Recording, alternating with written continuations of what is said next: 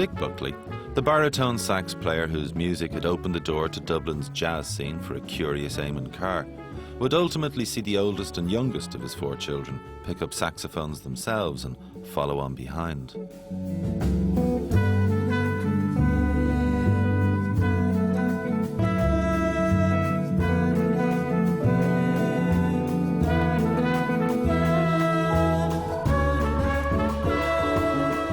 Maybe 3 saxophone players exceeds the quota for any one family, but whatever the reason, Hugh Buckley, Dick's nephew and Richie and Michael's cousin, chose to plough a different furrow.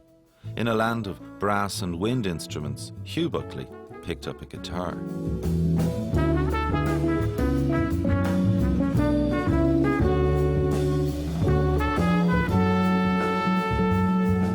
A jazz guitar. And there's a thing, right? Why play jazz guitar when the world's had Jimi Hendrix? You know, I'm sorry, that was always my thing. But then I started hearing Hugh.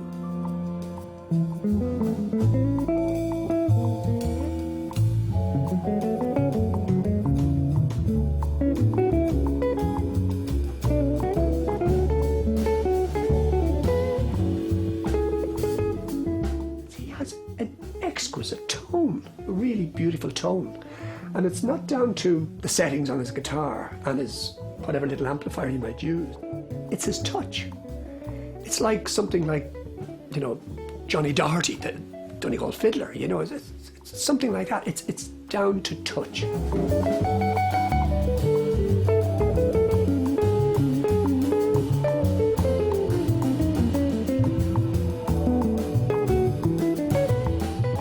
At home we had a piano and all my sister plays piano, and I think my dad wanted me to, you know, play piano when I was younger, but it was sort of during the early 70s, I suppose. It was kind of uncool to play, you know, piano if you're a guy, you know. I waited until I had my first guitar before I actually started playing music and all like that, you know, but I knew I always wanted to play music, you know, from an early age, actually. I remember my first chord. I do, yeah, A minor. I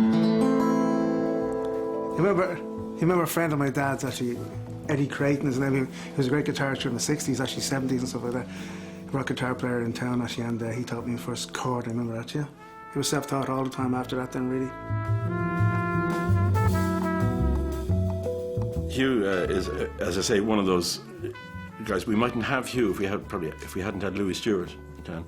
There are so many smashing guitar players come up as a direct result of the influence of Louis. I mean, Hugh would be probably the first one. There's Dave O'Rourke, who works as a professional now in New York. There's young Moriarty. There's a dozen guys around town. I spent a lot of time over in Richie's house, and I'd hear his dad, you know, playing in the front room and stuff like that, and Richie was getting into it, you know, around that time too. Anyway, you know, so I'd be playing. So I'd be hearing the sounds there, all right, you know. Me and Sam and Hugh were always very close, always, yeah. I'd go over to Hugh's house, or he'd come over to see us and bring his guitar, you know, and we'd play. My dad, you know, my dad did have an influence on, you know, Hugh looked to my dad as well. Initially, I didn't really like the sound of jazz, actually, myself. I suppose it was an older style. At the time, it, you know, probably wasn't all that cool for guys here in Dublin, you know, to be listening to jazz and stuff like that, you know. Really. It's very cool now.